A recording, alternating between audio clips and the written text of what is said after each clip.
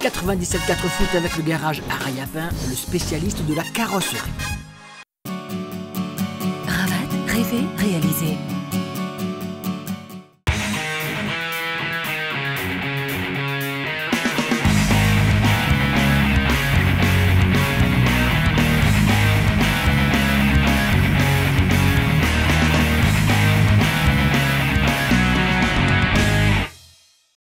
Bonjour et merci de nous rejoindre après ce long week-end que j'espère qu'il a été excellent pour vous. Avec la 5e journée du championnat de première division régionale au programme, la Saint-Pierroise qui perd ses 2 premiers points à domicile, la Sainte-Marienne qui stagne quelque peu et puis l'Excelsior qui cartonne face à Grandbois. Voici l'essentiel de cette 5e journée du championnat. Tout d'abord, direction le stade Michel Volnay où le Saint-Pierrois, alors qu'il faisait un temps très venteux, a réussi quand même à marquer les 2 points d'un match nul qu'elle aurait pu perdre parce que les Dionysiens étaient venus dans cette intention, c'était de ramener un résultat. Au final, pas de but, pas de grand spectacle également, mais il y a eu quand même quelque chose que l'on va voir tout de suite. Direction le stade Michel Volnay, Saint-Pierroise, Saint-Denis Football Club. Un très bon résultat pour nous à l'extérieur, face sur le terrain de Saint-Pierre. Après, bon, ça a été très difficile, mais là je pense que le match s'est joué sur la mentalité. On n'a pas lâché, Saint-Pierre a poussé, on a tenu, on a failli marquer. Après ben voilà, 0-0 pour nous c'est un résultat positif à l'extérieur, surtout contre Saint-Pierre. Là vous allez pouvoir jouer comme ça tout le temps? Après je pense que ce match d'aujourd'hui, ça nous a fait passer un cap. On avait besoin d'un match comme ça, un match dur, très dur même sur le plan physique. Savoir que voilà, même si on ne peut pas attaquer, on sait défendre en équipe. Et bon, j'espère après que le coach, on va travailler et j'espère qu'on va y arriver après. Ce sera mieux. Un bon match donc pour les Dionysiens qui ramènent ces 2 points du match nul alors que dans les tribunes, les futures présentatrices de Bein Sport poursuivent leur formation avec assiduité. Vous l'avez bien compris.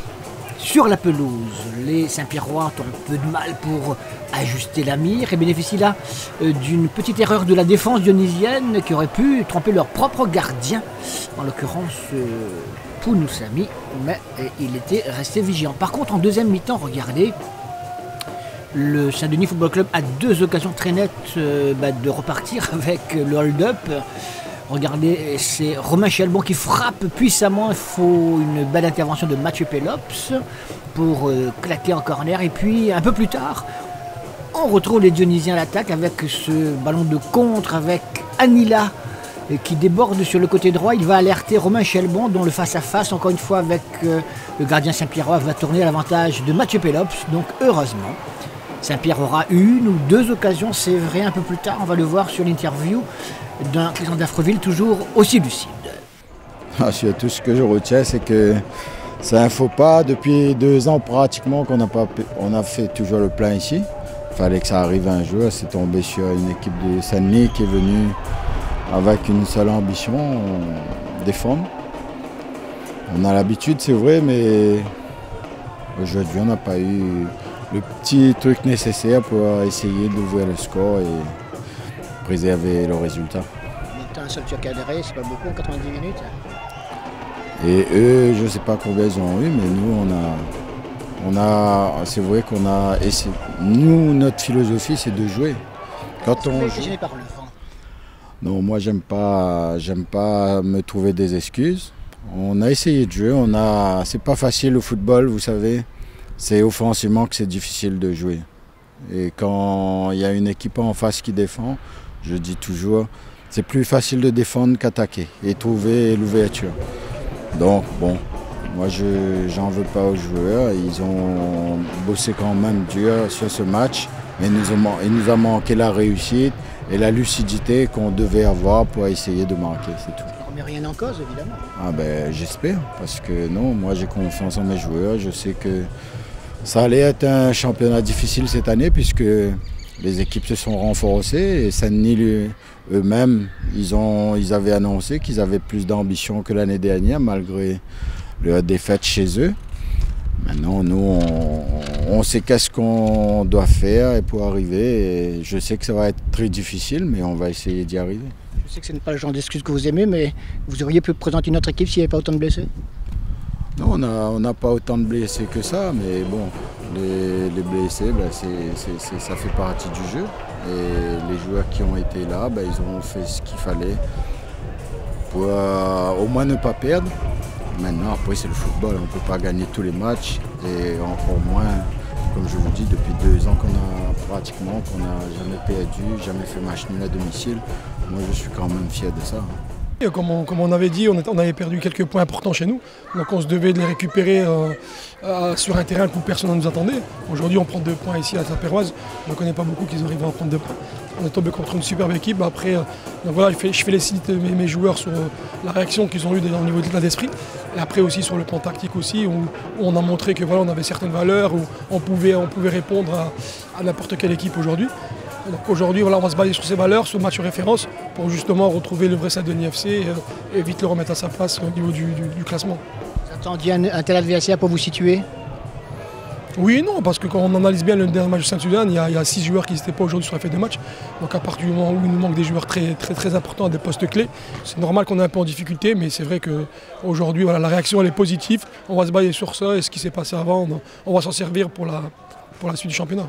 La Saint-Péroise qui perd donc 2 points, rejoint à la première place du classement, on le verra tout à l'heure, par l'Excelsior qui a gagné 4-0 face à Grandbois. Pendant ce temps, la Sainte-Marienne n'a pas réussi à faire mieux que match nul dans son déplacement face à une équipe de la Saint-Louisienne qui était toujours en quête de réhabilitation, de rachat. Et après avoir joué pendant 360 minutes les 4 premières journées de ce championnat sans marquer le moindre but, eh bien les Saint-Louisiens n'ont attendu que quelques secondes face à Sainte-Marie pour ouvrir le score, ouvrir leur compteur, direction le stade Théophile Ouarot Saint-Louisienne, Sainte-Marienne. D'entrée, on a été efficace pour notre premier but de la saison. Donc c'est de bonne augure. En plus, on commence à se trouver offensivement et défensivement, on est de mieux en mieux. Voilà, donc bien. Les joueurs se retrouvent entre eux. Et on arrive à poser le jeu, on arrive à défendre en bloc, on arrive vraiment à avoir une équipe vraiment en bloc, une équipe vraiment, une bonne cohésion. Voilà, c'est ce qui nous manquait au début de saison, ça commence vraiment à rentrer là, c'est vraiment bien. Voilà. Ben, quand nous voyons le nombre d'occasions que nous avons gagné, je pense que nous n'aurions pu sortir de là avec une victoire très large. Mais bon, à force de rater, Saint-Louis n'a rien atteint l'occasion, il marque un but, donc du moment qu'on rate, Auguay n'a pas fait plus. Fred Bachelier, le coach de Sainte-Marie, était sans doute le premier à savoir que ce déplacement en terre saint-louisienne face à une équipe blessée en quête de rachat n'était pas une mince affaire. Et dès la première minute, ce débordement côté gauche est ponctué par une reprise de Christopher Drula, qui permet donc à l'équipe saint-louisienne d'ouvrir le score. Après, je vous le disais, de longues, très longues minutes depuis le début de cette saison, 4 journées sans marquer le moindre but. Il était temps et ça commence plutôt bien. Les Sainte-Mariens réagissent un petit peu plus tard et c'est Andy Sophie qui est à la réception de ce centre de Fabrice, de la tête décroisée pour l'égalisation d'une équipe sainte-marienne qui va prendre le match à son compte, qui va sans doute dominer, marquer, gagner des points. Mais au résultat, il n'y aura pas de but supplémentaire. On va quand même, histoire de vous montrer un panel assez large de ce qui s'est passé, des meilleurs moments de cette rencontre, voir par exemple une ou deux occasions que se sont créées ces deux formations. Les Sainte-Mariens par exemple, toujours en première mi-temps et sont en attaque avec un ballon qui va être détourné, repoussé in extremis par le gardien saint-louisien. Et puis en seconde mi-temps, ce sont au tour de ces Saint-Louisiens de se créer une bonne occasion devant la cage d'Alexandre Quatraine qui est obligé là de se coucher, mais c'est vrai que le coup de tête avait été bien amorti par le défenseur Sainte-Marie qui avait gêné l'attaquant Saint-Lousien dans sa tentative. Les Sainte-Mariens ont une bien belle occasion là avec Fabrice qui tire juste à côté. Des buts de Ludovic Grondin, le gardien Saint-Lousien. Donc un but partout au score final. On va reprendre la température du côté des deux équipes, le coach saint-lousien et Giovanni Mdoima pour la Sainte-Marienne. Tu as senti quand même des difficultés parce que le jeu était un petit peu haché avec beaucoup de fautes. Hein. Ouais, nous l'avons compris cette année que beaucoup d'équipes déjouent ou bien ils ne jouent pas contre nous. Et en plus, nous ne sommes pas trop avantagés par l'arbitrage qui favorise beaucoup les équipes qui jouent à domicile. Et nous l'avons vu encore à notre dépens aujourd'hui. Même si il n'est pas flagrant, mais il hache beaucoup le jeu. Et ça, il pose à nous problème, surtout avec notre qualité de jeu. Et aujourd'hui, nous l'avons vu encore. Sur la deuxième mi-temps notamment, on voit quand même une baisse de régime. Bah oui, tu sais, quand on défend en bloc, généralement, là en plus, à un moment donné, on a défendu très bas. Le problème, c'est que quand on la récupère, on la ressort, mais on la perd de suite. Donc automatiquement, ça devient plus difficile. Sur le deuxième, sur le troisième, sur le quatrième ballon, c'est là où on doit être un petit peu plus intelligent.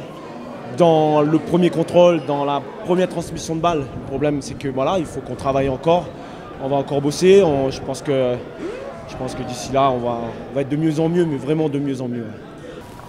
Avec, vous le voyez, cette occasion saint-louisienne, la dernière action du match qui aurait pu se transformer en but et qui sème en tout cas la panique devant les buts d'Alexandre Quatraine, le gardien de la Sainte-Marienne. Direction le stade de l'Est, Jean-Yves Oula pour une autre rencontre, celle-là beaucoup plus prolifique, 5 buts au total entre le SDEFA et la Jeanne d'Arc. Le SDEFA qui s'est fait surprendre au cours de la première mi-temps face donc à des Portois qui ont été en pleine réussite, avec notamment un Samy Deras en milieu de terrain très complémentaire avec un garçon comme Ludovic Lagourde, une Jeanne d'Arc qui a maîtrisé son sujet. En plus, le résultat, il est là. Allez, direction le stade de l'Est, Jean-Yves Oula, SDEFA, Jeanne d'Arc. Ça faisait longtemps qu'on attendait cette victoire-là parce qu'on avait fait une grosse préparation. On attendait on a perdu notre ligne d'attaque qui carburait bien l'année dernière et on avait à cœur de confirmer. Donc ce soir, on met la manière. Bon, on prend un but, bon, on mène 3-0 à la mi-temps, on relâche un peu au retour. Contre une bonne équipe du SDEFA, on les a empêchés de jouer. On a fait ce qu'il fallait pour gagner ce soir. Ça veut dire que désormais la suite devrait être bien meilleure. De toute façon, on progresse par rapport à la saison dernière. Paradoxalement, on a déjà 2 victoires. On doutait parce qu'on a enchaîné 2 défaites qui peut-être ne méritaient pas défaite. Maintenant, oui, on va voir l'avenir un petit peu plus sereinement et puis qui vivra verra. Qui vivra verra. Avec le COP évidemment portois, fidèle au poste. Toujours aussi enchanté d'assister à un match de ses poulains. Parmi ces poulains, Briton, qui a changé rapidement de crampon parce qu'il ne tenait pas trop la route, et ça va lui porter bonheur, puisqu'à la 30e minute du match tout à l'heure, c'est lui qu'on va retrouver à la finition. Mais pour l'instant, on s'attarde sur cette action intéressante pour l'équipe de la Jeanne, qui passe devant les buts de Sébastien Delard sans que personne, ni attaquant, ni défenseur, ne puisse reprendre ce ballon. Un ballon qui continue à circuler. Regardez, le pressing portois est payant. Asman, en profondeur pour Ludovic Lagourde. Il fait encore cette sortie bien à propos de Sébastien Delard pour empêcher le ballon de franchir la ligne. Ballon qui va franchir la ligne, vous l'avez vu, grâce à ce lob astucieux de Briton à la 30e minute. Donc ouverture du score pour une équipe portoise qui avait pris le jeu à son compte, donc c'était pas du tout immérité. Et le SDEFA a absolument besoin donc de réagir à partir de là pour trouver rapidement l'égalisation. Et ben non, ce sont les Portois à nouveau que l'on retrouve. Et puis là, ce sera notre action pédagogique. Regardez ce contact. Épaule contre épaule, me direz-vous? Pas que épaule contre épaule. L'arbitre ne siffle pas parce qu'il applique la règle, mais en handball, par exemple, c'était expulsion, penalty et tout ce que vous voulez. Et là, difficile d'interpréter cela comme étant un acte de jeu normal, sans qu'il y ait une obstruction flagrante et un penalty derrière. Mais enfin, c'est pas nous qui faisons les règles, et c'est donc arbitré comme ça, là, comme cela. On reste avec cette attaque de la Jeanne d'Arc, regardez, pour le deuxième but qui intervient 7 minutes plus tard, après le premier. D'abord une nouvelle intervention de Sébastien Delard. Un ballon qui est dégagé, pas suffisamment parce que ça va revenir sur Abdou Asman côté gauche. Et la main de Kervin Godon. Involontaire sans doute, mais bras décollés et donc penalty, totalement légitime. Et face à face, Sébastien Delard et Samy Deras, le régulateur de cette équipe portoise depuis le début de la saison. Et donc c'est lui qui à contre-pied joliment permet à son équipe de mener par 2-0. Tout cela donc à la 37e minute. La Jeanne d'Arc est partie sur d'excellents rails, d'autant qu'en face le DFA a du mal. Même l'organisation est correcte, mais ça ne suffit pas. Ça ne suffit pas. Regardez ce ballon perdu et en contre très rapidement mené sur Deras pour Briton dans le bon tempo. Il va vite, pas plus vite qu'il y a quelques années, mais ça suffit. Et ça suffit pour marquer le 3e but juste avant la pause. Et ça fait mal, 45e minute et des poussières. La Jeanne d'Arc mène par 3-0 au stade de l'Est Jean-Yves Voilà face aux SDFA. Évidemment, avec ce score très défavorable, on se pose la question comment les Dionysiens pourront-ils remonter ce résultat, ce score. Ce d'autant que la seconde mi-temps n'est pas totalement prolifique, on dira. Regardez, il y a bien une action là pour Basquez qui a été titularisé puisqu'il était de retour de sa tournée de foot des plages en métropole. Et la deuxième sera la bonne. Jérémy Basquez qui donc trouve l'égalisation assez justement, assez légitimement au cours du premier quart d'heure de la seconde mi-temps. Donc 3-1, mais il faut encore refaire ce retard si c'était chose possible. La Jeanne d'Arc laisse un peu venir et joue en contre à son tour. Et ce contre, par exemple, ne donnera rien. Je suis une sortie, encore une fois, de Anelard sur Briton, l'attaquant portois. Des Portois qui peuvent se permettre de faire quelques remplacements. Briton qui cède sa place, mais il y a également Samy Deras qui va sortir. Et puis vont rentrer des jeunes. Celui-là, par exemple, l'action numéro 15, c'est Dimitri Brennus, que l'on va retrouver pour le 4e et dernier but de la Jeanne d'Arc. À la 79e minute, c'est lui qui sera à la réception de ce ballon. Encore une fois, regardez, mal remonté ou alors difficilement remonté par l'équipe dionysienne. Beaucoup de ballons perdus. Les Portois sont dans tous les bons coups. Et ce contre donc va permettre à Asman de centrer pour Brennus. À bout portant, il ne laisse aucune chance à Sébastien Anelard. Donc 4-1, victoire de la Jeanne d'Arc à Saint-Denis, c'est logique. Victoire importante. Malheureusement, qu'en fin de rencontre, encore une fois, et on l'a vu depuis le début de la saison, il y a toujours sur certains matchs des cartons rouges à la suite de 2 cartons jaunes souvent. Mais là, il y en a encore eu un autre avec Julien Grandin au milieu de l'étau. Il va s'énerver un peu et puis ça va pas aller bien loin, mais suffisamment pour être un peu désagréable pour l'arbitre qui va donner aux 2 joueurs un carton jaune. Mais lui, c'est dans son 2e, donc c'est carton rouge. Qu'est-ce qui s'est passé ? Bon, la Jeanne d'Arc était un peu plus réaliste. Dans les 20 premières minutes, on était pas mal. Mais après, disons que la Jeanne d'Arc était plus réaliste. Ces occasions, ils ont mis dedans. Et puis, on est un petit peu énervé quand même. Bon, là, on va prendre ça comme leçon. On va travailler encore. Mais là, vraiment, il y a des choses, vraiment, on ne peut pas jouer seulement pendant 20 minutes. Voilà. Encaisser 4 buts, ça vous était pas arrivé depuis longtemps, on dirait. Ça fait, on avait déjà encaissé seulement 2 buts. Maintenant, vraiment, il vaut mieux prendre 4 sur un match que prendre 1-0 pendant 4 matchs. Bon, pour l'instant, on va voir. La Jeanne d'Arc était plus fort, il mérite son match. Ça ne remet pas encore de travail fait quand même? Non, ça ne remet pas. On va retravailler encore, on va revoir la faiblesse qu'on avait, comment on a pris ces 4 buts.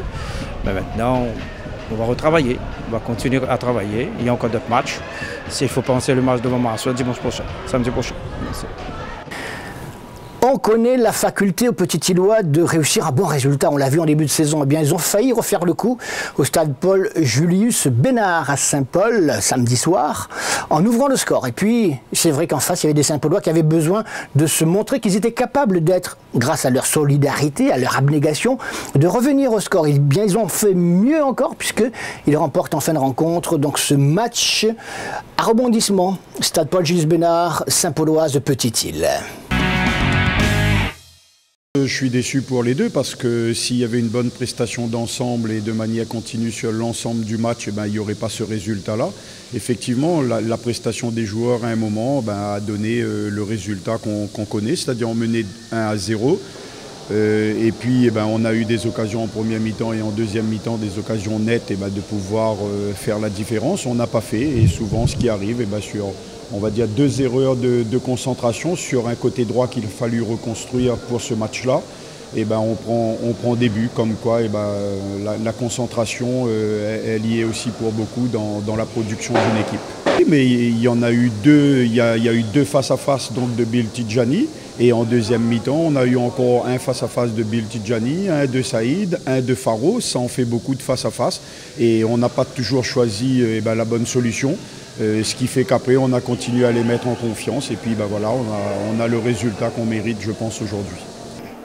Et vous l'avez vu sur cette action, Michael Santon, le gardien de Petite-Île, a eu du travail quand même, hein, avec cette première belle intervention. Saint-Paul joue en blanc, je vous le rappelle, avec une nouvelle attaque sur le côté droit.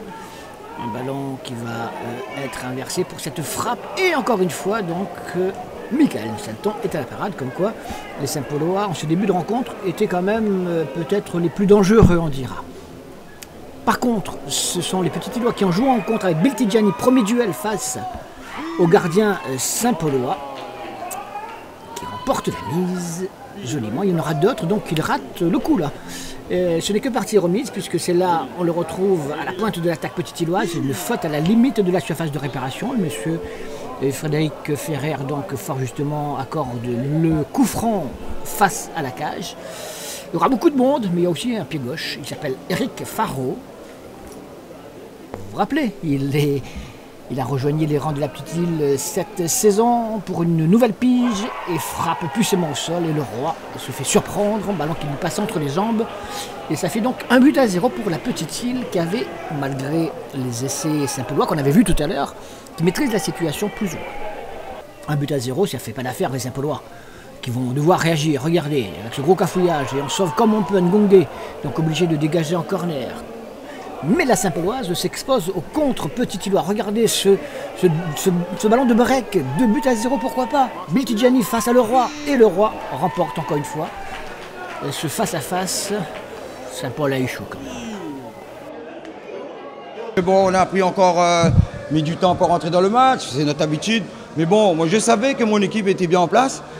Toute la semaine, on a travaillé comme d'hab, avec des bonnes intentions et ça a payé. Donc je suis fier de ça et surtout que bon, moi je fais rentrer un jeune qui c'est son premier match en première division et il fait la différence et c'est important pour lui et pour le club. À la mi-temps, on savait que on avait des situations en première mi-temps. Un premier quart d'heure, on n'était pas ridicule, mais après bon, on est un peu naïf, on encaisse un but. On essaye de revenir, on n'arrive pas à marquer, mais en deuxième mi-temps, j'ai dit les gars, il faut qu'on gagne. Hein. On ne va pas tout le temps passer à travers comme ça. Ils ont réagi, ils ont fait le boulot et ils étaient bien physiquement et c'est important parce qu'il y a des séances qui arrivent. Gagner à la maison, c'est bien. Et pour gagner, donc il faut des buts. Vous ne les avez pas vus, c'est le moment avec celui-ci, but égalisateur signé Kei Pirik, c'est pas Salomon, c'est le fils. Donc 72e minute, la Saint-Pauloise revient dans le match, revient au score, revient au tableau d'affichage, un but partout, ils y croient. Ils vont encore démontrer qu'ils ont des ressources mentales assez exceptionnelles, puisqu'ils vont continuer pour chercher cette fois la victoire. Une victoire qui leur sourit grâce à ce but réussi par Jérémy Fétissois de la tête au premier poteau. Il s'est replacé, Jérémy Fétissois. C'est son 3e de la saison. Mais il prend goût, il a raison. Saint-Paul marque surtout, non seulement le 2e but, mais surtout les 4 points de la victoire. Aux grandes dames d'une équipe de la Petite-Île qui espérait aller à minima repartir dans le sud avec les 2 points du match nul. Mais il a fallu cette bien belle fin de match de la part des Saint-Paulois pour empêcher que ce résultat ne soit validé. 2-1 donc pour la Saint-Pauloise qui marque 4 points importants, qui reste dans la première moitié du classement, on le verra tout à l'heure, alors que Petite-Île n'est pas largué, bien au contraire même. Ils sont aussi bien placés, mais ils ont raté là l'occasion de prendre 2 points supplémentaires. Que nous, on sait ce qu'on doit faire, donc dans l'ensemble, ça va. Mais il manque ces petits détails qui font la différence, c'est-à-dire qu'en football, il faut marquer un but de plus que l'adversaire. On a eu des occasions pour le faire, on ne l'a pas fait. L'adversaire nous a ramenés à la réalité sur nos erreurs de concentration. Toujours Jérémy Fétissois en tant que bon capitaine et aussi ce soir réaliste et qui fait gagner Saint-Paul. Oui, Jérémy, il a toujours fait le boulot, c'est un bon capitaine. Bon, c'est le joueur qui est resté chez nous, il peut nous donner un coup de main et en plus, bon, c'est un charmant gamin qui aide les autres. Donc c'est un exemple pour nos jeunes. Donc il marque, ça fait son 3e but et c'est important. Un amalgame entre jeunes joueurs et joueurs un peu plus expérimentés qui a été, en tout cas qui est particulièrement réussi pour l'instant du côté de Saint-Paul. La 5e journée du championnat, voici les résultats complets et le classement. Saint-Pauloise, 2 Petite-Île 1, Sainte-Louisienne et Sainte-Marienne un but partout, victoire de la Jeanne d'Arc, 4-1. Au stade de l'Est, Jean Evola face au SDEFA, 4-0 pour l'Excelsior face à Grandbois, dont 3 buts de Givestin Nsouki. 3 bassins Léopard, 2 buts partout, et puis 0-0 Saint-Pierre-Saint-Denis et Sainte-Suzanne Marsouin de Saint-Lô. Classement, la Saint-Pierroise est toujours leader, mais rejointe à nouveau par l'Excelsior, 18 points chacun. Derrière, il faut compter donc 4 points d'écart maintenant avec la Petite-Île, Sainte-Marie, la Saint-Pauloise, et puis le Saint-Denis Football Club est 6e aux côtés des Léopards, des Marsouins et de la Jeanne d'Arc par exemple. Donc le SDEFA est 10e avec 10 points aux côtés de Sainte-Suzanne et ferme la marche donc la Saint-Louisienne et 3 bassins, mais on n'en est qu'à la 5e journée du championnat. En 2e division régionale, dans la poule A, tout d'abord, le FC Pannonnet a gagné face à Bagatelle 1-0. Il conserve sa première place du classement. L'évêché a fait une belle opération en s'imposant à Saint-Philippe. 2-0 pour la Tamponnaise qui confirme face à la Possession. 3-0 pour Chambord. 4-2 pour la Bretagne face à Bracreux. Et puis la JS Ouest et le FC Parfum n'ont pu se départager. Dans la poule B de ce championnat de 2e division régionale, la Capricorne a chuté à nouveau à domicile face à la Plaine des Grecs. Regardez également la Rivière Sport. Le leader a perdu face au Co-Saint-Pierre. Victoire des banlieusards Saint-Pierrois, 2-0. Et puis la petite Belmelcano gagne à Jean Petit 4-2 également. La Saint-Pierroise, vous l'avez noté, c'est le leader donc, de ce championnat de première division 2017. C'est le champion en titre, ce qui n'était pas forcément le cas il y a 20 ans. Vous l'avez compris, on va parler de notre rubrique rétrospective, la saison 1997, donc il y a 20 ans. On va parler de la Saint-Pierroise, mais également des Léopards de Saint-André. La Saint-Pierroise qui n'était pas au mieux, c'était sans doute une de ses plus mauvaises saisons. La deuxième partie de cette saison, le résumé Saint-Pierroise-Léopard, c'était il y a 20 ans.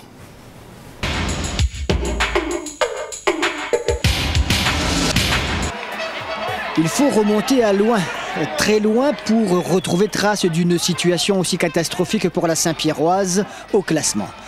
Habitués à jouer les premiers rôles, les Cigognes sont réduits avant la dernière journée à gagner et regarder le résultat des autres pour éviter la relégation. Mais comment un tel club a-t-il pu, sur le plan sportif, se retrouver dans une telle situation? Pourtant, l'équipe gagne ses premiers matchs de la seconde moitié.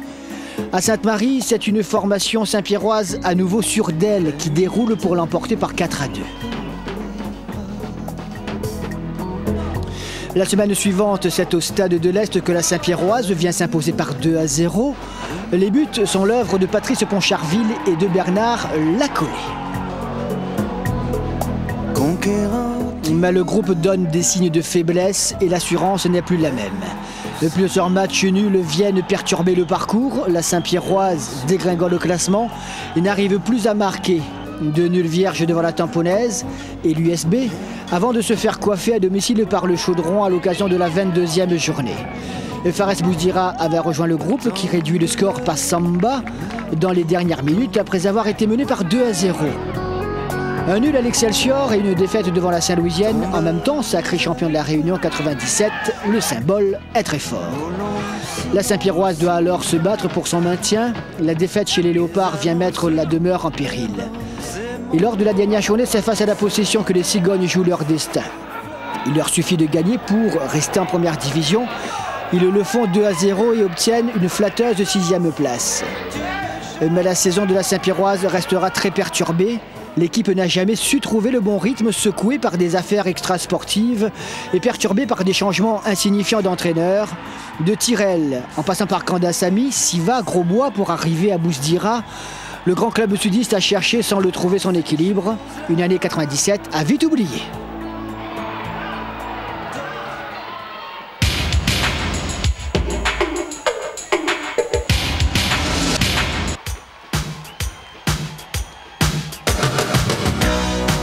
Il s'appelle Ridjali et son arrivée au Léopard en début de saison avait déjà défrayé la chronique.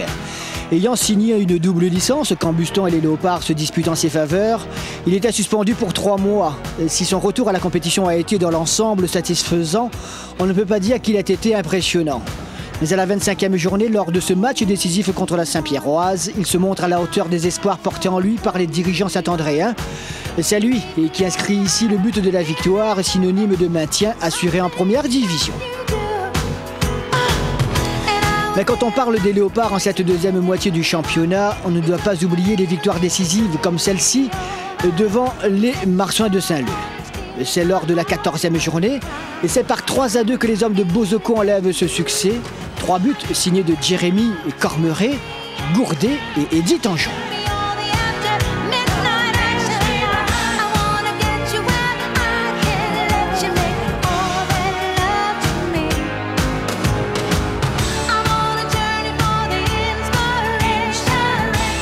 Eddy Tangeon qui signe un important doublé lors du derby de la 18e journée devant l'USB. Et si à ce moment-là le club est à la 8e place, l'écart est toujours mince avec les relégables, d'où une certaine inquiétude encore. Les Léopards sont du reste à l'origine de la descente rendue inéluctable pour Sainte-Marie. C'est lors de la 22e journée.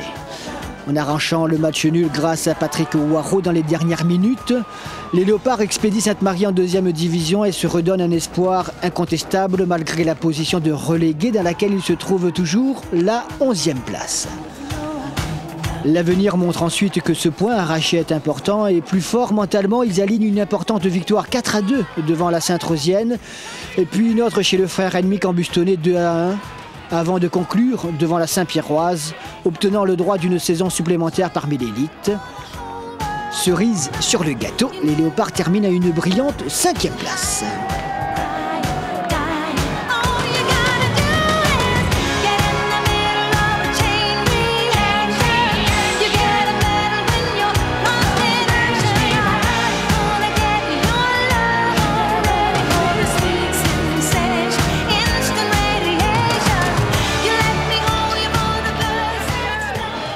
On enchaîne avec une semaine très chargée puisque demain soir, mercredi soir, on va jouer dans la poule A les 4 rencontres des quarts de finale de la Coupe de France régionale. Voici ce programme et puis on en profite aussi pour vous donner évidemment le programme du groupe B qui lui va se jouer mercredi en 8. Allez, le programme de ce mercredi mais également du week-end prochain car on n'arrête pas. D'abord, mercredi soir, donc demain, 20h, coup d'envoi, quart de finale dans le groupe A, Excelsior Saint-Louisienne sur terrain neutre, à Petite-Île, Gabi-Folio, Saint-Pierroise, Putan-Saint-Leu, au Tampon, Stade Kléber-Picard, Grand-Bois, Auxerre Léopard, à Paul-Gilles-Bénard, à Saint-Paul, donc, et puis Saint-Pauloise de Marsouin, au Stade Lambrakis du Port. Voici le programme de ce groupe A pour les quarts de finale. Le groupe B maintenant, match qui auront lieu mercredi prochain. Saint-Denis Football Club Tamponnaise, Capricorne Jeanne d'Arc, Petite-Île Sdefa, Caux-Saint-Pierre et Sainte-Marienne. Les terrains sont à désigner tout prochainement par la Ligue de football. Ce week-end, on attaque à nouveau et tout le monde jouera dimanche la 6e journée du championnat. Marsouin SDFA, Jeanne d'Arc Excelsior, Petite-Île Saint-Pierroise, Saint-Denis Football Club Saint-Pauloise, Grand-Bois Sainte-Marienne, Trois-Bassins Saint-Louisienne et puis Auxerre Léopard Sainte-Suzanne. Pareil pour la poule A de la 2e division régionale. Donc le week-end prochain, Possession Saint-Philippe, Évêché Chamborne, Bracreux JS Ouest, Bagatelle Bretagne, FC Parfum, FC Panonnet, le leader donc, en déplacement juste à côté, et puis Moufia Tamponnaise. Dans le groupe B de la 2e division régionale, 6e journée, toujours Balmen Cano étant salé, Ligne Paradis, FC Jean Petit, Plaine des Grecs au Piton Saint-Leu, AF Saint-Louis, Rivière Sport, Caux Saint-Pierre, Capricorne et Grand Fond, Bois d'Olive.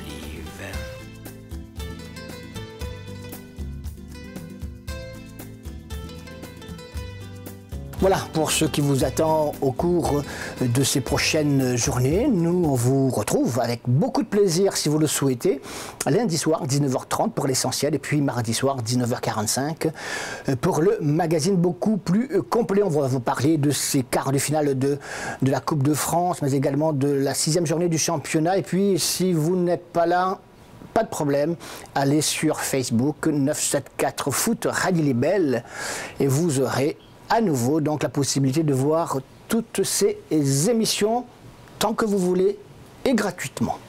Excellente semaine et au week-end prochain. Salut.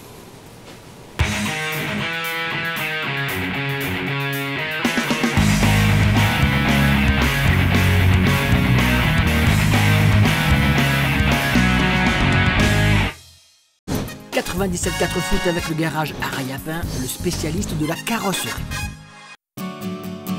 Ravat, rêver, réaliser.